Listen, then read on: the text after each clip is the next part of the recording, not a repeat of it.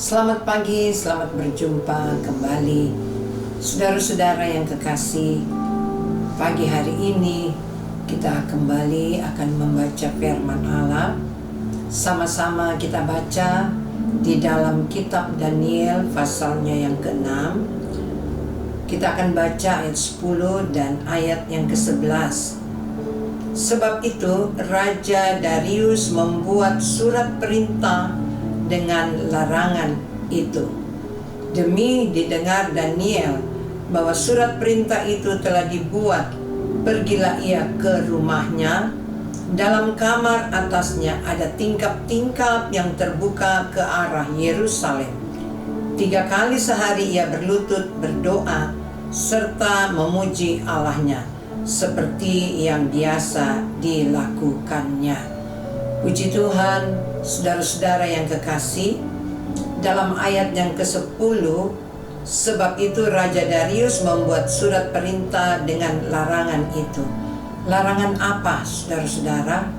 Kita baca dalam ayat yang ke-8, Daniel pasal yang ke-6. Semua pejabat tinggi kerajaan ini, semua penguasa dan wakil raja, para menteri dan bupati telah mufakat supaya dikeluarkan kiranya suatu penetapan raja dan ditetapkan suatu larangan, agar barang siapa yang dalam 30 hari menyampaikan permohonan kepada salah satu dewa atau manusia, kecuali kepada tuanku ya raja, maka ia akan dilemparkan ke dalam gua singa. Ketika Daniel mendengar larangan ini, apakah Daniel takut?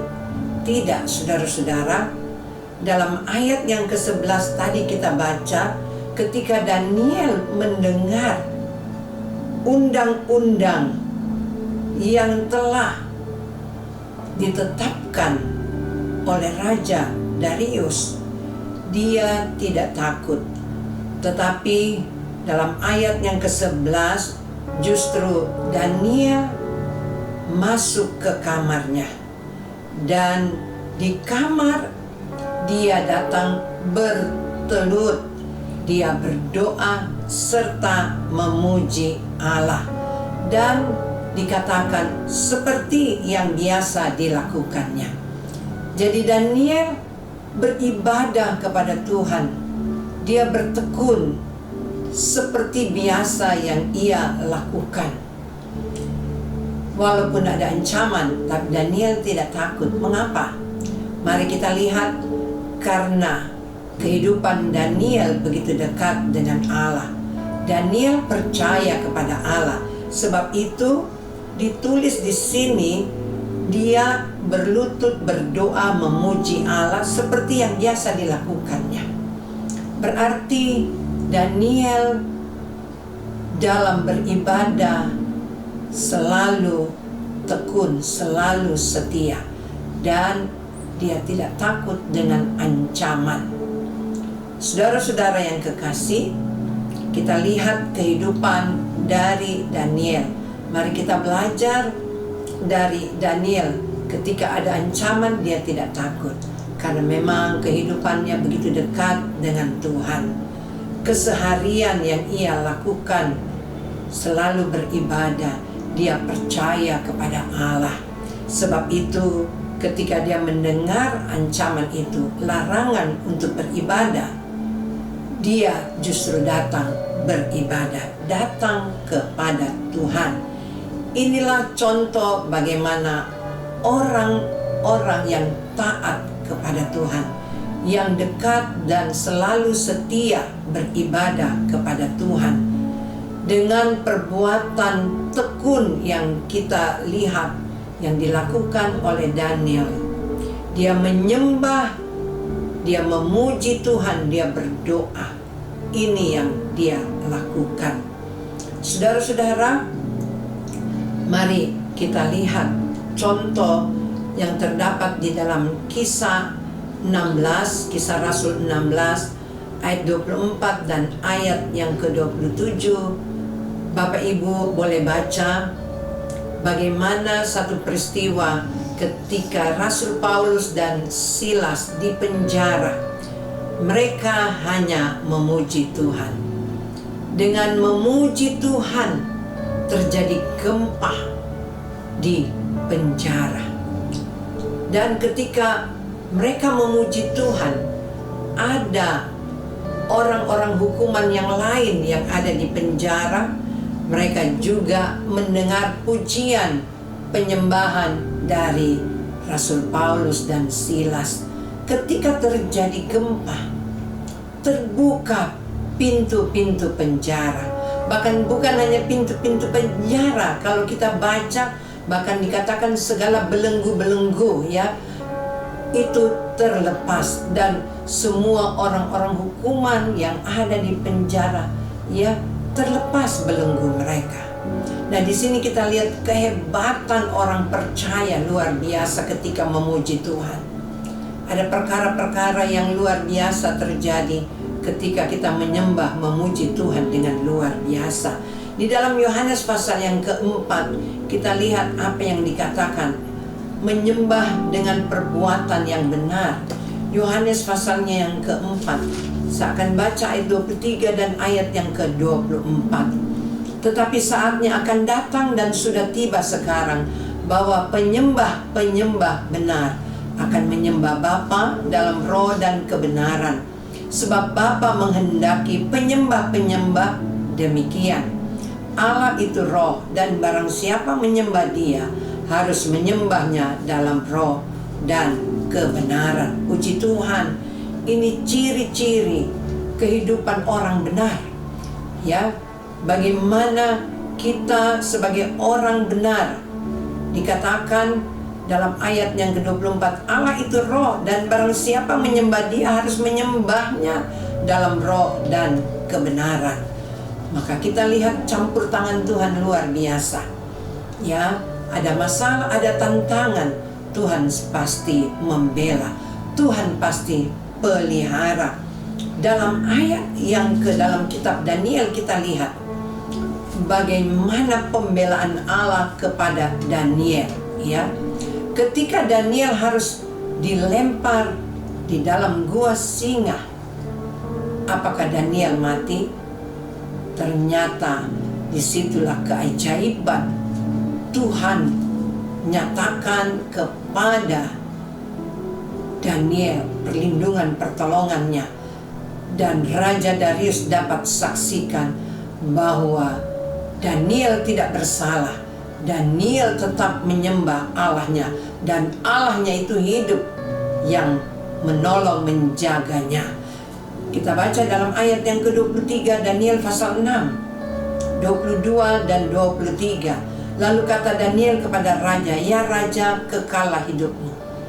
Allahku telah mengutus malaikatnya untuk mengatupkan mulut singa-singa itu, sehingga mereka tidak mengapa-apakan aku. Karena ternyata aku tak bersalah di hadapannya, tetapi juga terhadap tuanku ya raja, aku tidak melakukan kejahatan." Daniel tidak bersalah kepada Allah. Karena apa? Dia memiliki iman yang teguh. Walaupun ada ancaman, dia tetap beribadah.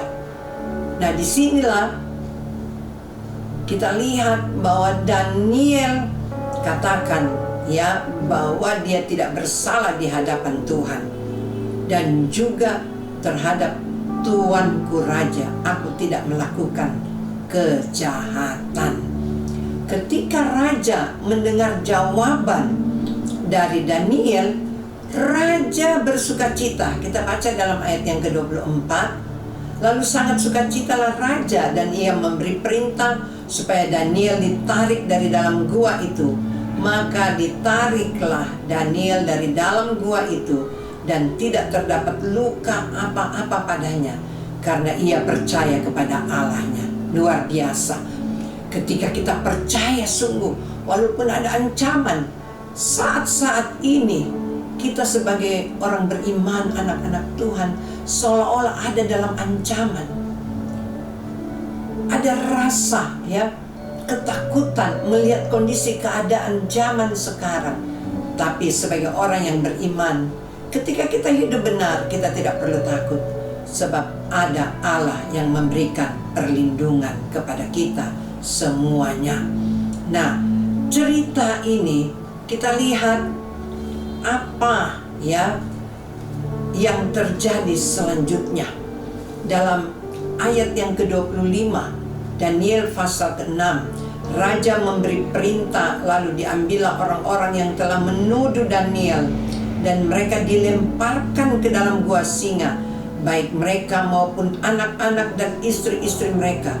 Belum lagi mereka sampai ke dasar gua itu, singa-singa itu telah menerkam mereka, bahkan meremukkan tulang-tulang mereka. Saudara, kalau kita membaca ini ya seolah-olah sangat sadis ya. Karena apa? Istri anak-anak mereka juga dimasukkan ke dalam gua singa. Dan ini dikatakan belum lagi mereka sampai ke dasar gua itu, singa-singa telah menerkam mereka, bahkan meremukkan tulang-tulang mereka. Jangan kita takut ketika kita hidup di dalam kebenaran firman-Nya. Tuhan pasti membela kita. Puji Tuhan. Biarlah renungan firman Allah pagi hari ini membuat kita semua, membuat saya, saudara, bapak, ibu, sidang jemaat yang ada, kita semakin lagi ya semangat, kita semakin setia, kita semakin lagi merindukan Tuhan untuk selalu menyembah Dia, memuji Dia. Tuhan yang tolong kita semua. Puji Tuhan. Mari kita satukan hati, kita berdoa.